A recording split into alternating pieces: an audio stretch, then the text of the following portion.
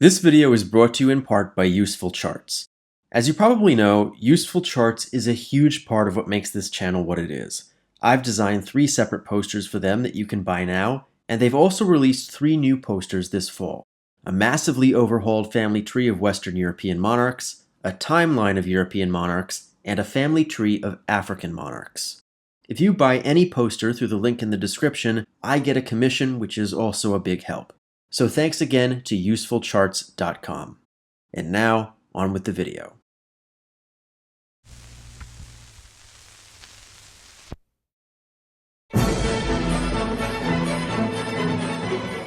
Paris, the 27th of September, 1891. The city shines brighter than ever before. The envy of the world and the center of European city planning, architecture, modern art, early cinema, radioactivity, the Can-Can, and tonight, its 40,000 Jews celebrate 100 years of emancipation.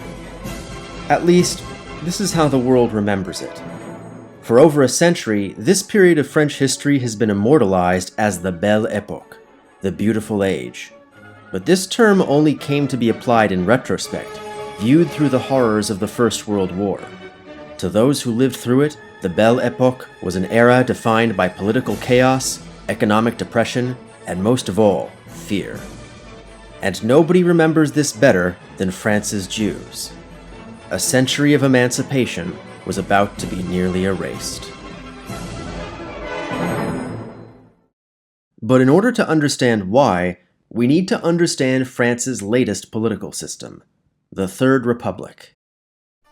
After the overthrow of Napoleon III, local representatives were elected to the Chamber of Deputies through a multi-stage runoff system that encouraged multi-party democracy, as a result of which no single party in the entire history of the Republic ever held an outright majority, instead banding together in loosely affiliated blocs which themselves usually failed to form a majority because the increasingly popular socialists refused to ever participate in a coalition government.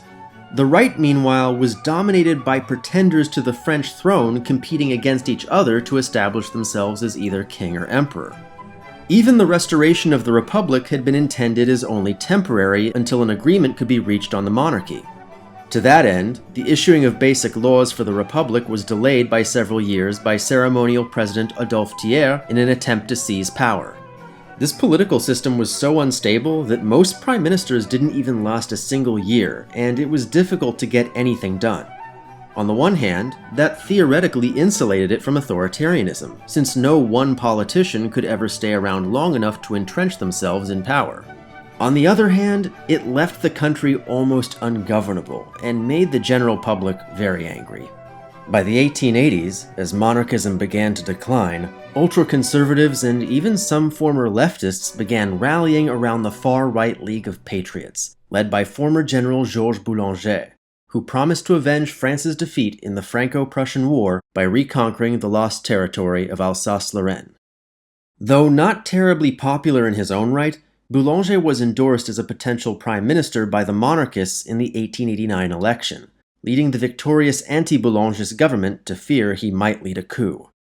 The League was banned from politics and Boulanger committed suicide, but the new far-right populism that he had elevated lived on for many more decades, always searching for other paths into power. You see, the League of Patriots was far from the only far-right organization in France at that time, and those organizations also gave a new voice to an anti-Semitism that, even after a century of Jewish emancipation, had never fully disappeared from French society. Of course, ultra-conservative factions in politics and the Catholic Church endured, but new forms of anti-Semitism were also appearing on the political left. Utopian socialist thinker Charles Fourier blamed Jews for establishing the evils of commerce and wished to confine them to a state of serfdom in his socialist utopia. His protege Alphonse Toussaint blamed the Industrial Revolution on a Jewish and British conspiracy to separate humanity from nature, abusing his qualifications as a zoologist to hypothesize that they may be a separate species. Following Toussaint's death in 1885, such ideas were enthusiastically taken up by an art critic named Edouard Drumont. Drumont was a man of letters from a young age, but he also possessed a worldview deeply out of touch with the Third Republic. A die-hard monarchist who recommitted himself to the Catholic Church under the guidance of the Jesuit priest Stanislas du Lac, who in 1886 encouraged Drumont to write a book outlining their worldview of a France politically, economically, and spiritually strangled by a vast Jewish conspiracy.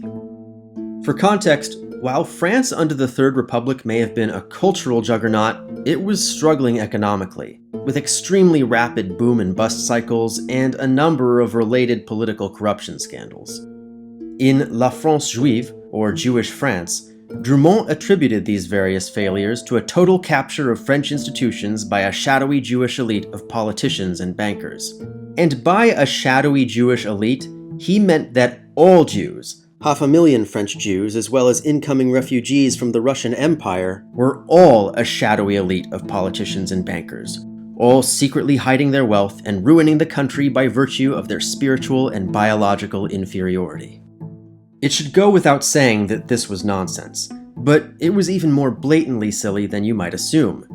In reality, the Jewish population in 1886 was not 500,000, but barely over 100,000. Additionally, the number of Jewish refugees fleeing to France was absolutely minuscule compared to those arriving in Britain, the US, or the Ottoman Empire. In fact, the Jewish population had barely increased at all since the annexation of Algeria, where over a third of French Jews lived. French culture at this time was in the process of being redefined by a wave of new immigrants from the rest of Europe, but Jewish immigrants were not among them. As for controlling politics, the Third Republic simply represented the first period in which France had any well-known Jews in elected office. But in Drumont's eyes, even one was an existential threat.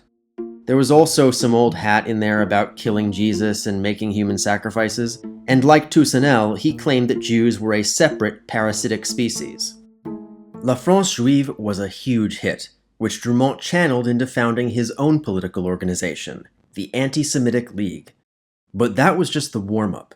In 1892, as French attempts to build a canal across Panama fell apart, it was revealed that the Panama Canal Company had engaged in widespread bribery of parliamentary officials through well-established Parisian financiers, one of whom, Baron Jacques de Renec, was indeed Jewish. And for reasons unknown, Renec sought to distance himself from the scandal by leaking the identities of the implicated members of parliament to Drumont, who by this time had established a newspaper dedicated almost exclusively to anti-Semitic conspiracy theories, La Libre Parole, or Free Speech. However, Renec's leak only succeeded in elevating La Libre Parole to a national platform while also confirming, in Drumont's mind, that France's political and financial woes were the result of a vast Jewish plot. By the end of the year, the Panama scandal had resulted in a number of high-profile convictions. Renec, for his part, received no protection from Drumont's attacks, and when Renec committed suicide that November, Drumont considered it his greatest journalistic achievement. But by no means was it his most influential. 2 decades after the Franco-Prussian War, France and Germany still remained bitter enemies who fully anticipated another war. And by 1892, it had become clear that there was a mole in the French artillery leaking technological secrets to the Germans, though nobody could figure out who or how. In May of that year, Drumont published an article confidently placing blame on the Jews. To calm the nerves of readers, Drumont gave assurances that Jews were biologically too weak and too unpatriotic for military service, and if anything, should be subject to abuse and ridicule for not serving, and praised the army for supposedly resisting Jewish participation and maintaining a policy of France for the French. However, he cautioned that since the return of conscription in 1870, some Jews had risen through the ranks and even become distinguished officers. Drumont warned the reader not to be fooled, as any Jewish war hero must secretly be a power-hungry tyrant. He was particularly vicious towards the tendency of Jewish military officers to have university educations, citing this as proof that Jews were becoming increasingly unfairly favored for highly skilled positions as military engineers. As far as Drumont was concerned, higher education was nothing but nepotism and affirmative action for the weak, effeminate, and cowardly. And while Jewish politicians, like the late Jacques de Renec's cousin Joseph, brought forth evidence that many French military units were actually discriminating against qualified Jewish applicants, Drumont assured readers that this couldn't be further from the truth. To be completely clear, while Drumont was gaining popularity, he was still a comparatively fringe figure. Mainstream French society remained pretty accepting of Jews, especially in Paris, though that acceptance tended to range between genuinely empathetic and extremely horny. As a counterpoint to La France Juive was La Belle Juive, an almost century-long artistic fixation on the exotic, forbidden Jewish woman. But believe it or not, most of the French army was absolutely ready to hear what Drumont was saying. The military of this time was overwhelmingly dominated by religious reactionaries and monarchists who adhered to an unofficial code of honor that had barely changed in 100 years, with frequent duels, honor suicides, and a bitter rivalry between officers who attended the military academy of Saint-Cyr and those who had graduated from civilian universities like the École Polytechnique. One might argue that this old-fashioned sensibility contributed to France's recent military defeats, and many certainly have. But the humiliation of those defeats only hardened the army's overwhelming hatred of the Republic, fostering a culture of extreme paranoia that was highly vulnerable to Drumont's propaganda. And few embraced that culture more than France's new head of military counterintelligence, Lieutenant Colonel Jean Sonder.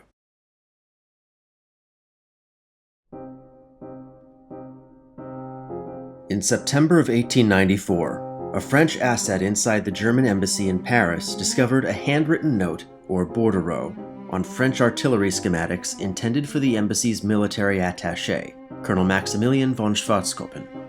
Seemingly instantly, Sonder considered only one possible suspect, Captain Alfred Dreyfus. Dreyfus, an engineer in the artillery, had been born in the city of Mulhouse in Alsace-Lorraine, which had been lost to Germany in 1871, and spoke German as his first language. He was also a graduate of the hated École Polytechnique and an avowed supporter of the equally hated Republic. But most of all, Dreyfus was Jewish, and had even had the temerity to complain after receiving a lower grade on his officer's exam explicitly due to being Jewish. To Sonder, a dedicated follower of Drumont, that was enough motive, means, and opportunity to rule out anyone else. The only thing necessary to prosecute, therefore, was to match Dreyfus's handwriting to the bordereau. The only problem was that they didn't look anything alike.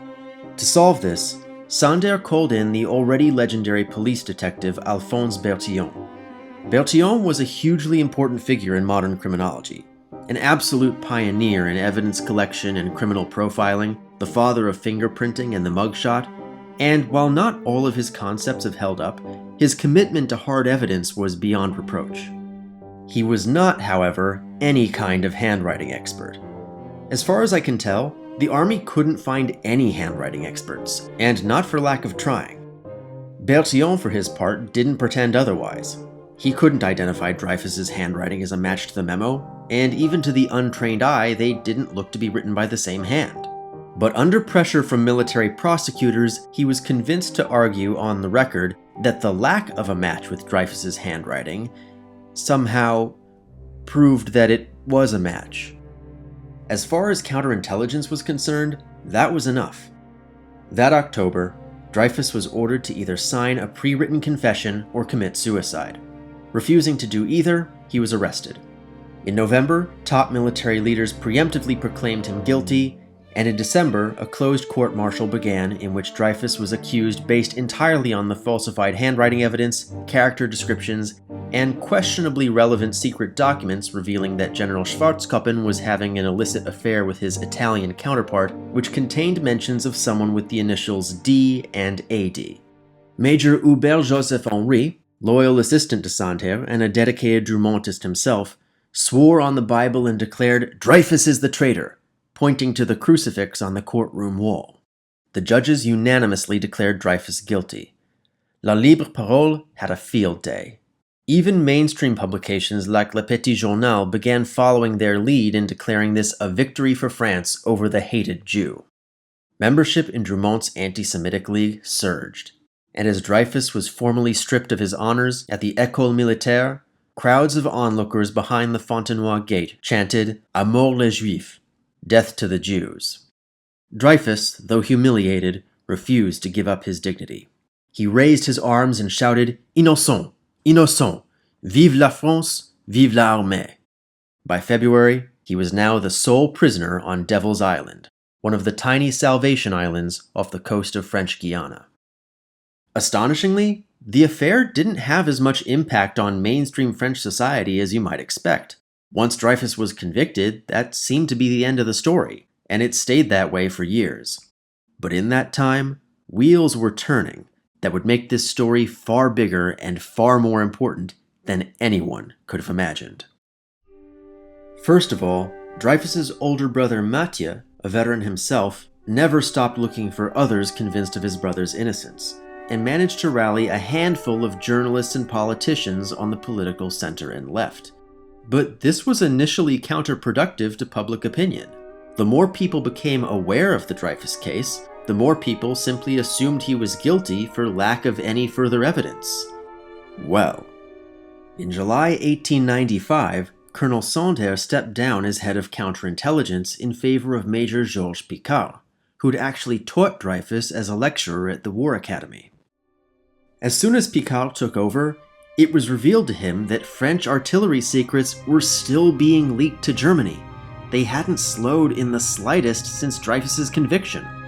And more than that, in March of the following year, France's mole in the German embassy discovered an unsent telegram from Schwarzkoppen to the leaker, Major Ferdinand Walsin Esterhazy.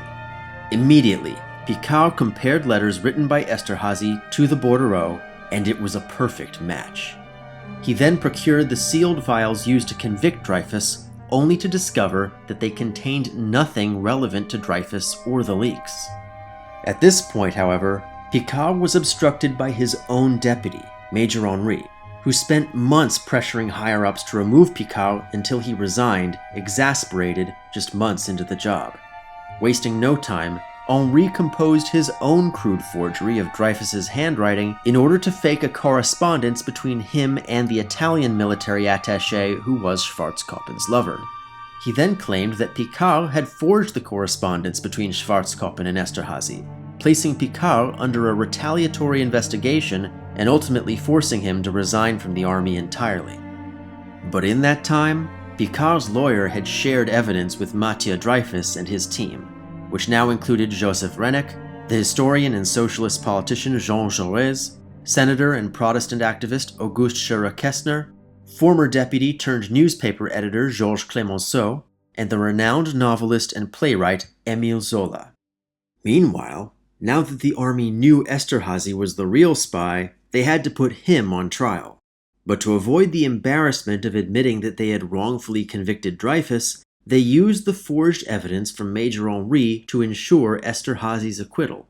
Let me repeat, the French army knowingly let a traitor go free in order to keep an innocent man in prison. Having been let off, Esterhazy fled to London, where he lived for the rest of his life. 3 days after Esterhazy's acquittal, Émile Zola published J'accuse, an open letter to President Félix Faure on the front page of Georges Clemenceau's newspaper L'Aurore. Zola laid out a full timeline of the affair, the nonsensical case against Dreyfus, and the proof that they had prejudged his guilt on the basis of being Jewish. With J'accuse, the Dreyfus affair went international, which was very bad news for France. Visiting artists were starting to boycott the country, and letters of support began flowing in from politicians and celebrities all over Europe and America, especially Italy, which knew what it meant to have Jewish war heroes. Unfortunately, this is not what happened within France. Instead, the government tried and convicted Zola for libel, which was apparently an actual crime in France, forcing him to flee to London. Meanwhile, France experienced its first wave of pogroms since 1789, with riots against Jewish homes and businesses breaking out in 55 cities over the course of the winter. By far the worst of this violence took place in Algeria. Back during the formation of the Third Republic, Senator Adolphe Crémieux had attempted to pass legislation giving political rights to all native Algerians, but was only successful in emancipating Jews. The metropolitan French settlers known as Pieds Noirs deeply resented their equal status with people whom they considered both racially inferior and who consistently voted for their political rivals. Drumont's Anti-Semitic League actually won a number of local elections in Algeria, inviting Drumont himself to run for parliament as the deputy for Algiers in the upcoming national election. And since the affair completely overwhelmed French political conversation, each of the multi-party alliances had to stake a position on it. The far-right nationalists, which included Drumont's Anti-Semitic League, were by far the most outspoken against Dreyfus, going so far as to suggest making it illegal to even speak in Dreyfus's defense. They were joined in their antipathy by the monarchists. The center-right progressives remained silent on the issue as much as possible in order to court voters on both sides, but even as far back as 1897, Prime Minister Jules Méline had said that Dreyfus's trial was settled law and would not be revisited. The center-left radicals were the loudest voices in favor of Dreyfus, and despite active support from members like Jean Jaurès, the socialists refused to take a public position, viewing the entire affair as a bourgeois identity issue irrelevant to the real cause of proletarian revolution. While the incumbent anti-Dreyfus coalition under Méline was successfully re-elected, it was a much narrower victory than they'd enjoyed 5 years earlier. The longer the Dreyfus affair dragged on, the more ordinary French citizens came to believe Dreyfus was innocent. If the election had been a few months later, Méline's coalition probably wouldn't have won. And while public opinion doesn't and shouldn't dictate criminal justice, more and more information about the case was continuing to filter through. In August of 1898, Major Henri was exposed for the forgeries used against Dreyfus and Picard, as they had been crudely copied from other pre-existing documents. Henri was arrested for forgery and committed suicide in custody.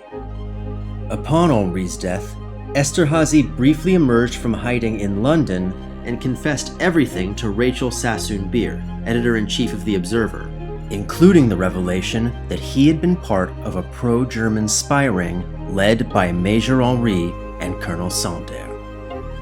6 months later, when President Faure died while having sex with his mistress, the remnant League of Patriots and other anti-Dreyfusard extremists attempted to use his funeral as cover to stage a military coup at the now vacant Élysée Palace. But when the actual generals refused to go along, the jig was up. Nothing quite destroys credibility like an insurrection, compounded that June when anti-Dreyfusard terrorists attempted to assassinate the new president Émile Loubet. At long last, Alexandre Millerand of the Socialist Bloc spoke out in favor of Dreyfus, called for revisiting the case, and broke the socialists' boycott to form an emergency government of national unity under Senator Pierre Waldeck-Rousseau. At the same time, Mathieu Dreyfus and his team had successfully appealed to the Supreme Court to declare a mistrial and order Alfred Dreyfus back to Paris for a new court-martial, where he was immediately reconvicted. The military judges overseeing the case were still loyal to the anti-Dreyfusards and allowed no new evidence to be entered. But this time there was no plausible deniability. By summer 1899, the Dreyfusards had firmly won over the majority of citizens and lawmakers, as well as the international community. British Chief Justice Lord Russell of Killowen wrote a scathing report on the legal malpractice that had been weaponized against Dreyfus for the ailing Queen Victoria, who heartily agreed with his conclusions. Back in France, filmmaker Georges Méliès released an 11-part, 3.5-hour epic dramatizing the entire affair. Faced with the military's intransigence against the evidence and the public will, President Loubet proposed a compromise: to pardon Dreyfus and convince Waldeck-Rousseau's unity government to issue a blanket amnesty for everyone involved in the affair on both sides. The Dreyfusards were not eager about this option. While accepting a presidential pardon isn't actually an admission of guilt, it definitely carries that implication, and could have been seen as such by the public. And the prospect of amnesty for the conspirators killed any possibility of military reform in the near future. However, by this time, public opinion had already decisively turned in Dreyfus's favor, so that wasn't as much of an issue. Plus, with support for the military at an all-time low and support for the Republic at an all-time high, the newly cooperating socialists, radicals, and newly established Democratic-Republican alliance stood to make historic gains in the next election, opening future opportunities for truth and reconciliation. But at the end of the day, the decision belonged to one man. Alfred Dreyfus had gone through an experience that no one should. He had been unfairly demonized, scapegoated, and been used as a prop to undermine French democracy while rotting away on a tiny malaria-infested island. Under no circumstances would he return to that. He accepted the pardon, returned to his family, and waited to see what would happen.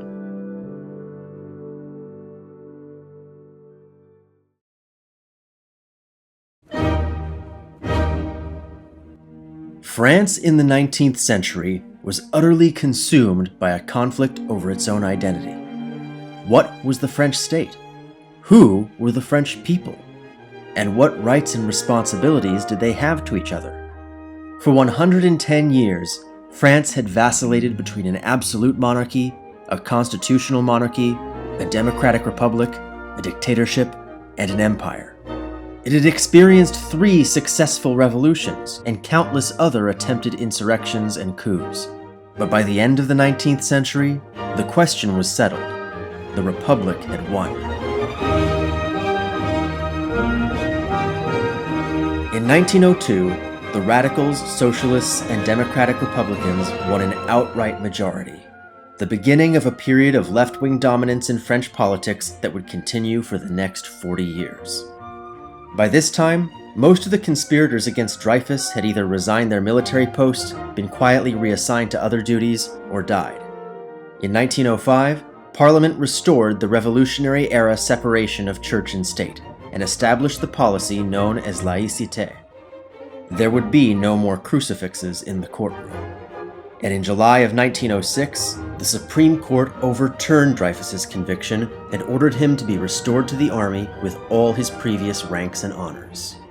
Captain Alfred Dreyfus resumed his duties for 1 year before retiring, but reported for duty once again in the First World War and served with distinction at Verdun. He died in 1935. Georges Clemenceau, meanwhile, returned to politics and served for a total of 6 years as Prime Minister, the longest premiership in the history of the Third Republic. His successor was Alexandre Millerand. But many of Dreyfus's allies were unable to enjoy such longevity. Senator Auguste Scheurer-Kestner had died of throat cancer the same day Dreyfus accepted the pardon. Émile Zola was allowed to return to France due to the blanket amnesty issued by the Unity government, only to suffocate to death in 1902 due to a clogged chimney.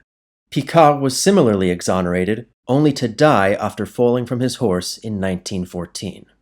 The same year, Jean Jaurès was assassinated by a far-right nationalist. The vindication of Dreyfus was also cold comfort to the Jews of Europe. You may notice that I haven't talked about the Jewish reaction to the Dreyfus affair until now, and that's because it had a very different outcome. Ever since the First French Revolution and subsequent proliferation of Jewish emancipation, the persecutions and violence that remained a fact of life in Eastern Europe were largely viewed by the Jews of the West as an Eastern problem. France, of all nations, was viewed as the cradle of emancipation. Until Dreyfus. The affair fundamentally undermined the conventional wisdom that Jews in Western and Central Europe had made it, and would be secure and accepted forevermore. Back in 1894, Captain Dreyfus's first trial had been covered by 2 correspondents for the Neue Freie Presse, a liberal newspaper in Vienna. Though both men were Jewish, they had up to that point been extreme assimilationists. One of them was married to a Protestant and had changed his name to sound less Yiddish. The other had contemplated converting to Catholicism for the past several years. But witnessing the treatment of Alfred Dreyfus firsthand convinced them both that assimilation was pointless, that whether loved or hated, they would only ever be viewed by the rest of the world as Jews, to live or die as Jews. Their names were Max Nordau and Theodor Herzl.